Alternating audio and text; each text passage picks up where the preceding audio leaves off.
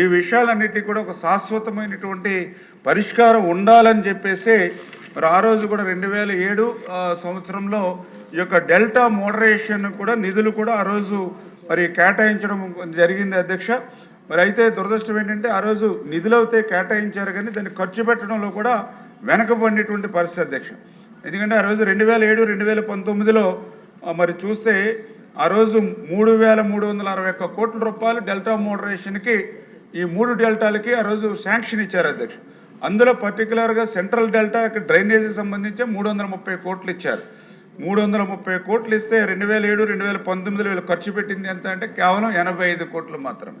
అంటే ఈ రకంగా 2007, 2019 మధ్య మోడరేషన్ వర్క్స్ శాంక్షన్ అయినప్పటికీ కూడా అవి కేవలం 20-30% మాత్రమే పనులైనటువంటి పరిస్థితి. 2019, 2024లో మొత్తం మోడరేషన్ సంబంధించి ఏ ఒక్క పని కూడా శాంక్షన్ కూడా న్యూ శాంక్షన్ కూడా రాలేదు అధ్యక్ష. అందుచేతనే ఈరోజు ఇటువంటి పరిస్థితి మరింత జటిలమైనటువంటి పరిస్థితి. అందుకే ఈరోజు ఈ ప్రభుత్వం అధికారంలోకి వచ్చిన తర్వాత మరి ఏదైతే నిలిచిపోయినటువంటి O&M పనులు, ఎందుకంటే ఆ రోజు ఒక షట్టర్ కానీ, ఒక రోప్ కానీ, ఒక డోర్ కానీ కనీసం మరామతుల మాట నుంచి కనీసం గ్రీజ్ పెట్టి కూడా మెయింటెనెన్స్ చేయనటువంటి పరిస్థితి గత 5 సంవత్సరాల పాలనలో చూసాం.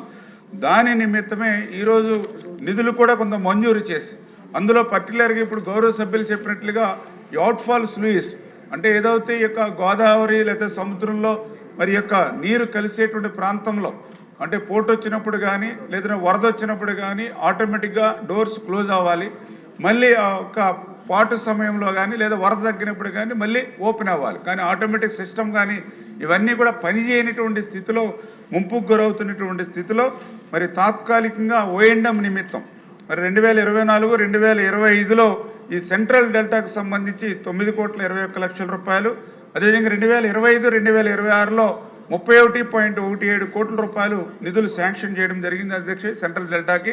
కానీ ఇది తాత్కాలికమైన ఉపశమనమే.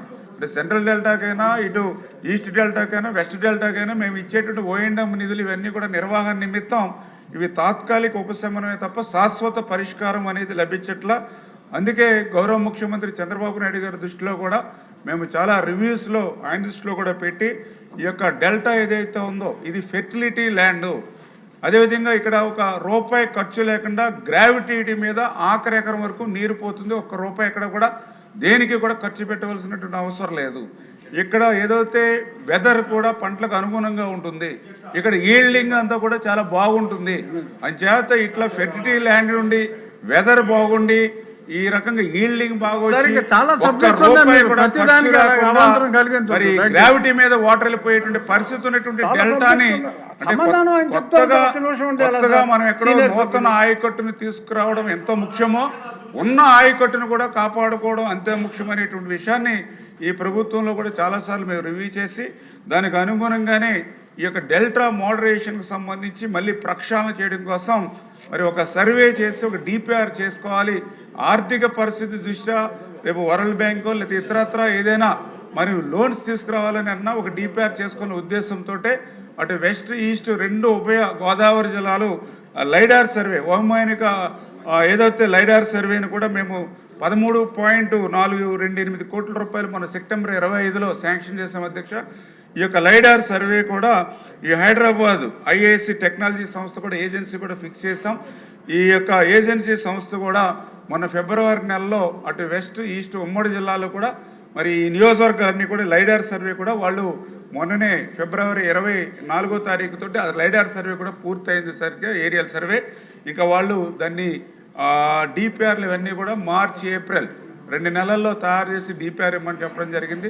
తప్పనిసరిగా వెస్ట్ అండ్ ఈస్ట్ గౌరవ శాసనసభ్యులందరూ కూడా కలిసి DPR తయారైన తర్వాత ముఖ్యమంత్రి గారితో కూర్చుని మరి దీనికి ఎంత అమౌంట్ అవసరమవుతుంది, ఎన్ని నిధులు అవసరం అవుతుందని DPRని బట్టి మాకు అవగాహన, ఒక అంచనా వస్తుంది. కాబట్టి ఇప్పుడున్నటువంటి ఆర్థిక పరిస్థితి స్టేట్ నుంచి చేయలేం కాబట్టి ఇతరత్ర మార్గాలను హైబ్రిడ్, హమ్ లేకపోతే ఇతర వరల్డ్ ఇటువంటి బ్యాంక్ నుంచి అవుట్రేట్గా ఎట్లా మనం చేయగలుగుతామో అన్నీ కూడా ఆలోచన చేసి ఈ యొక్క గోదావరి డెల్టా ఇటు సెంట్రల్ అటు వెస్ట్ ఈస్ట్ ఈ 3 డెల్టాలను కూడా ప్రక్షాళన చేసేటువంటి కార్యక్రమం ఈ ప్రభుత్వం తీసుకుంటుందని చెప్పి మీ ద్వారా అందరూ కూడా తెలియజేస్తున్నాం అధ్యక్ష.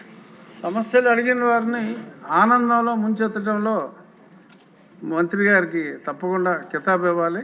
దాన్ని కొంచెం రియాలిటీగా కూడా చేస్తే, ఇక ఒక చిన్న సూచన సీనియర్ సభ్యులు నెహ్రూ గారు చేస్తారట, మీరు సమాధానం మాట చెప్పక్కల్లా సూచన చేయండి నెహ్రూ గారు. ధన్యవాదాలు అధ్యక్ష. ఈ ఇరిగేషన్ శాఖ చూడండి సార్ అధ్యక్ష, అయ్యా నాకు ఇచ్చారు కదా,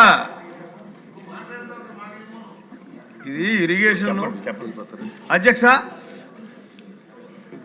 ఇరిగేషన్ శాఖ మార్చులు చాలా వాస్తవాల్ని ఉన్నట్టుగా సభకు ఎక్కడ మొగమాటం పడకుండా చెప్పినటువంటి పరిస్థితి ఉంది అధ్యక్ష. దీన్ని మనం పరిష్కార మార్గం వైపు వెళ్ళాలనుకున్నప్పుడు ఖచ్చితంగా వందలాది సంవత్సరాలుగా ఆ ప్రాంత రైతాంగం అంతా కూడా లబ్ధి పొందుతున్నటువంటి పరిస్థితి ఉంది కాటన్ మహాసీడ్స్ ఇచ్చినటువంటి అవకాశం ద్వారా. నేనేం సూచన చేస్తానంటే, ఇక్కడ రైతాంగం కూడా బాధ్యత తీసుకోవాల్సినటువంటి అవసరం ఉంది.